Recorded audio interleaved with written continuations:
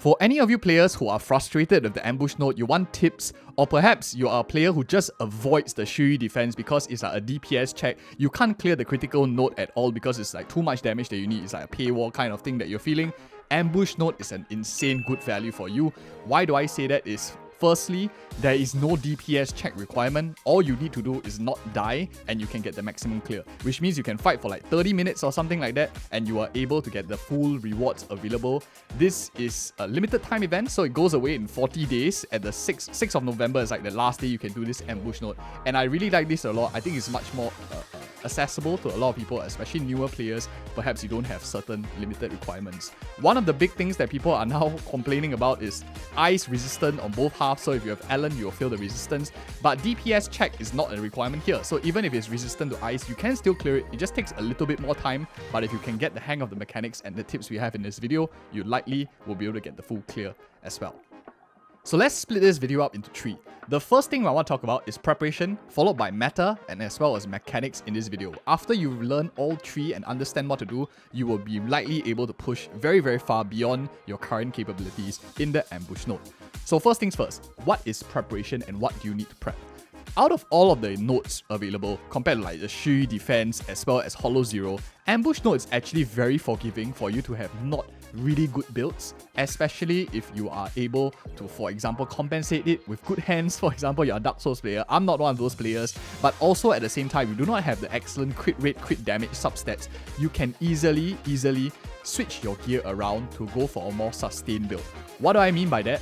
Because there's no DPS check, you do not need to focus on stuff like attack percentage, electric damage bonus and all that.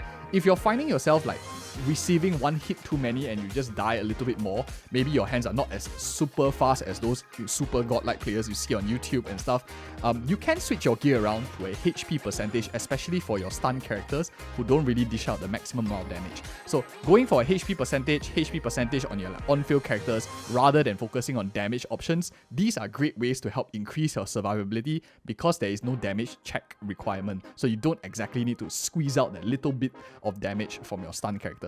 So that is the first thing that I'll take note of, how it changes from regular builds. Other than that, your position 1 and position 3 nodes, these are usually the one that have the least requirement in the normal Shiyu defense because you just need to like speed run and clear as fast as you can. On the other hand, for ambush node, survivability becomes the king. Survivability becomes a huge priority. So for any character that you have, you want to level up your nodes 1 and 3, drive this as high as you can. Even for off-field characters, for example, the likes of Nicole, who traditionally wouldn't really get hit too much, you can then use Nicole later on as like a meat shield. In case like some of your characters have already very, very low life, you have Nicole put into the mix, she can maybe soak out a bit of damage for you because she is still having a huge chunk of HP, especially if you're not confident of dodging the bosses like final combo and stuff like that. That is a huge thing. Make sure you make use of these HP nodes, defensive nodes of all 3 characters. The last thing you want is one character to have like full HP and the other 2 of your characters, the on-field characters, having like absolutely no HP at all. That isn't something that you want. And that is for the first section of preparation. Of course, if you're wondering what skill nodes you should pump and what equipment you should build for your characters, you can check out our build guide videos for the individual characters. They are much more suitable for if you are trying to like get started to build characters, maybe you're very new in the game. But these are the adjustments I will make to traditional builds just for the ambush defense to help you outperform in this game as well.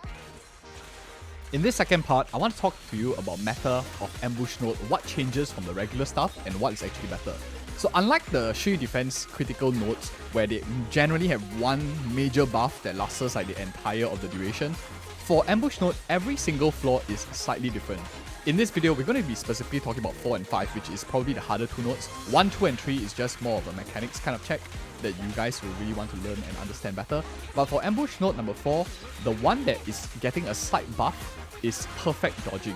When you perfect dodge with your characters, you get a damage increase of 10% and damage reduction of 10% that lasts for a very long time, 10 seconds, stacks up to 3 times as well. So if you can get the max stacks, you actually get a massive 30% damage increase, 30% damage reduction to help you survive more, clear the round faster, which also equates to receiving less damage because you need to learn less mechanics if you can like bunga it very quickly. So 4th note, perfect dodging, very critical. That will affect the characters that you plan to play or even your playstyle changes a little bit, because if you, for example, focus on maybe blocking and stuff, you now want to like focus a bit more on perfect dodging so you can get a lot more of the buffs if you're trying to reduce the damage that you take.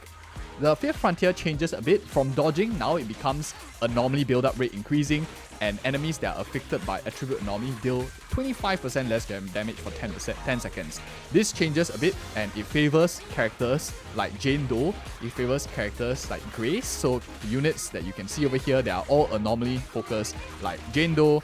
For example, you have Hyper, you have Grace, and eventually in the second half of the current patch, if you want to pull for Bernice as well, these characters all have a slight advantage in this sense for the anomaly-based teams as well. So they really are trying to like sell us Bernice and a lot of the other characters that are anomaly focused as well.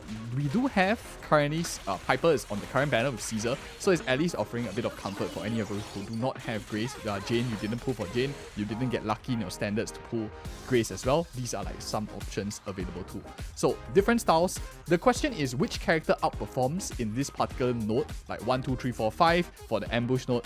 My opinion is any character that uses this 4th frontier perfect dodging as well as the 5th frontier anomaly build up the best, and it's very clear the one character that benefits the most out of all the characters is probably Jane Doe, since her entire kit is focused around perfect dodging and also dealing anomaly based damage. So this is like a super great flaw for Jane Doe as well. It is also decent for Bernice in the second half and also decent for Caesar King because these are all survivable characters too. So now moving on away from like the rotating buff of the ambush node, the things that are special and like catered to characters, who will outperform in ambush node versus like normal nodes? Because there's no other DPS check. Characters that can help you increase survivability, for example, if you have Ben sitting on the bench, you eventually want to clear it, it might be a decent idea to get Ben built a little bit as well, so that you can have some sort of shielding if you first find yourself needing a little thicker shield, because you take a little bit of damage sometimes. Characters like Seth is meta as well, as great for shielding. He offers good amounts of shielding, he offers a lot of anomaly based buffing. So if you have a team of anomaly that you maybe have sitting around, you haven't completed your Seth, this is a great time to focus on your defensive units like Seth, like Ben, or even if you're trying to pull on the banner character Caesar. Great characters to increase your survivability.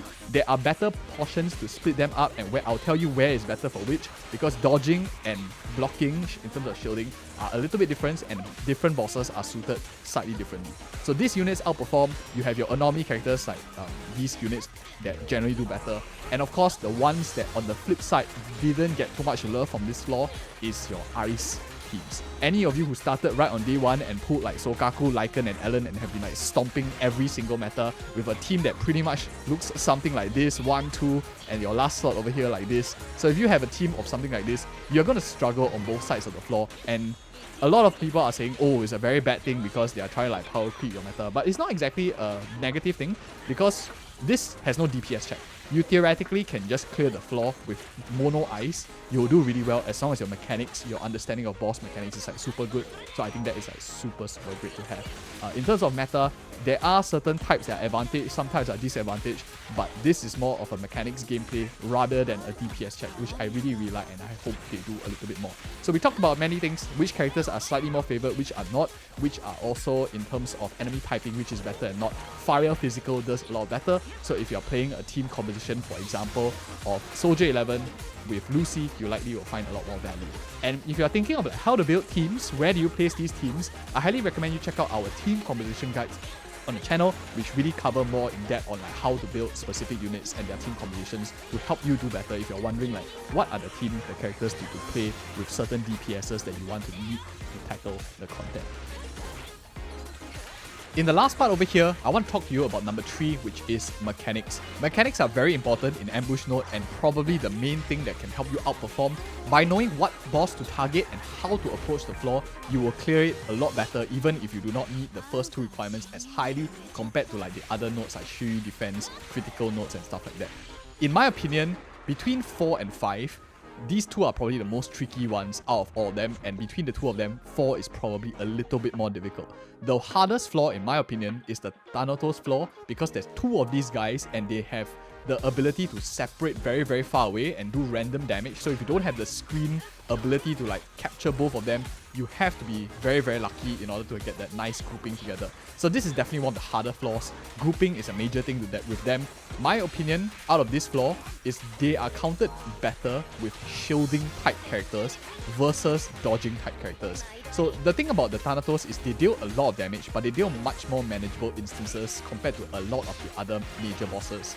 Characters in the game, if you have these characters built like Caesar, maybe you just pull on her, or perhaps you build your Seth for Jane Doe as well, or maybe you have like Ben lying around as well. These characters tend to do a lot better at the Thanatos because of the smaller instances of major damage that they do, other than like 1 or 2 huge hits that they have, which has longer wind-up time, which is much more easier to dodge. The quicker flurry of attacks they do actually do not like have that one-shot potential. So shielding characters, if you have them, put them on the first half, and my advice for the first half is just spam as much dodging as you can when you are going in, and try to get a situation where you knock down and stun one unit, and when you have stunned one unit, go over to the other Thanatos to try to address the other Thanatos. This way you have more iframes in your set, as well as you will get slow attrition build up. As you hit them, the chain attacks here and there, you will build up stun from the other one naturally. If you can stun both, great, but more often than not, you're probably going to be focusing on one. Thanatos, in terms of weaknesses, you probably will take them down if you have been playing for a while, if you have your Ice and A13 build. That is my recommendation for the first half, which is a lot harder. For the second set, it's actually a lot more manageable. The reason why some of you might be struggling with the Doppelganger Jane is because it's a new boss, so you might take a while to get used to the mechanics, but it's actually a very easy boss to settle. The thing about this boss that is really hard, not only because it's new, we haven't really seen it as much, but one of the major things is Jane Doppelganger deals a lot of damage. So shielding type characters, Bunga type characters might not outperform in the second set, and I would actually recommend you go with dodging focused characters in the second half. Units like this would be Ting Yi, who has a lot of dodge in her kit. You have characters like Jane Doe, who wants to dodge a lot. Big instances of damage that you can easily dodge away, because Doppelganger Jane is actually quite slow, as long as you can like dodge her instances, which are all like marked out by that flashing light that appears on screen. Dodge characters work a lot better in the second half compared to shielding based characters. That will be my recommendation. So units like Ting Yi, units like Jane Doe, other units in the game, for example like Soldier 11, which does one dodge in a kit, and also, not to name a few, like kiting characters like maybe Zhu Yan, you have other characters like Ellen. All these characters perform pretty well. I think that the second set is a lot more manageable compared to the first set once you get used to the mechanics. For the fifth frontier, this is where it's actually surprisingly easier. This is more like as long as you know the mechanics, which boss to focus on, it's actually a lot easier to take down. Between the two of them, the harder one is in the second half this time around. Your first half, and the reason why like a lot of people say the fifth frontier is really difficult, is because you have like double mini bosses, and they are both of different patterns. So in the first half, you have like Typhoon Challenger as well as Pukra, and in the second half, you have this annoying Wanted Enforcer, and you have Morse. These units, they complement really like each other quite well based on the mechanics. But let's talk first about the first half, which is probably the easier set out of the two. You want to focus your attention on the Typhoon Challenger, because this one is the one that you can easily see in frame. Is very large. His actions do a lot of damage but are very easy to dodge. Pukra does a lot of like chip damage over time, a lot less damage, but he also has a lot less HP, so he's probably the one that's going to get wiped out first. As long as you don't get wiped out on hit by Typhoon Challenger, you will find this flaw actually really manageable, because Pukra doesn't deal like tons of damage and it's quite squishy. So my recommendation is focus on Typhoon Challenger, and as you are fighting Typhoon Challenger, Pukra will naturally get a little bit of stun as well build up on him. Once you stun Typhoon Challenger, you can do your iframe combinations where you are invulnerable of using your chain attacks out, and then Pukra will get like some chip damage on the side. When you have stunned your Typhoon Challenger, that's when you want to turn your focus onto your second enemy, which is Pukra, because he likely already has some gauge build up in terms of stun. Focus your attention on Pukra then, and then chip him down as well, and then you get another iframe, and at the same time you're building up more stacks on the Typhoon Challenger for this, and this is how I will rotate for the first half if you're finding a little bit of difficulty as well. Honestly, probably the easier out of two. This is where I would place characters that can put shielding up. Shielding up I think is quite useful as well, but not super critical as well. I think this flaw is a lot more manageable. The one that is a lot harder is actually this set over here, which is the Wanted Enforcer and Morse. This is a very difficult flaw, especially since Wanted Enforcer attacks very quickly, and Morse complements him very well because he has that very long range damage. So if you try to drag the match out, try like attrition and like kite Moss kind of counters any kite mechanic that you have. For example, if you're running with a run and gun kind of mechanic with a character like Rina, or run and gun mechanic with a character, for example, like BD, Moss actually prevents you from running these kind of strats on waste your enemy's time kind of flaw. That's one of the critical things you need to know about these two units.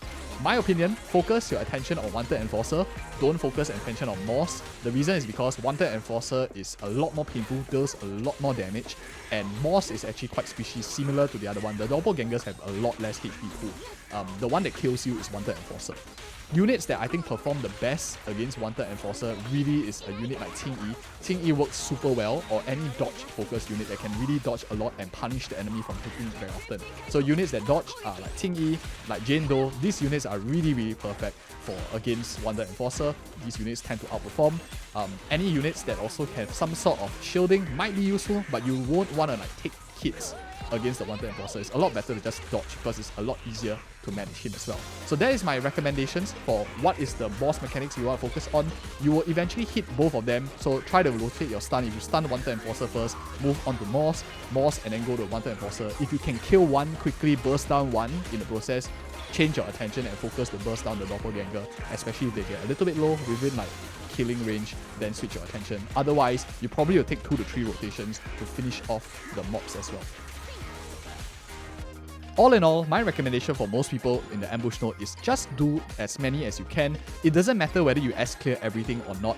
Most importantly is you must get as many of these polychromes as you can. I know a lot of people that are very afraid of difficult fights and they just avoid it completely, but this is actually a lot more manageable. 1, you don't need huge massive DPS. 2, you just need to understand a bit of boss mechanics. And the first 3 nodes are really like giveaway as long as you play it a little bit.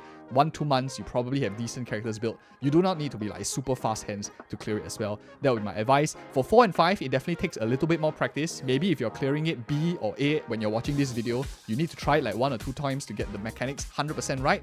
And then after, you are able to clear S rank as you get a bit more in tune with it. There's no DPS check, so it's purely a hard work and understanding boss mechanics. But I hope you found this video helpful in understanding the stuff that I focus on, stuff that I do as well. And thank you guys again so much for watching. Check out these 2 other videos which I think you might be interested in as well. And again, see you in the next video.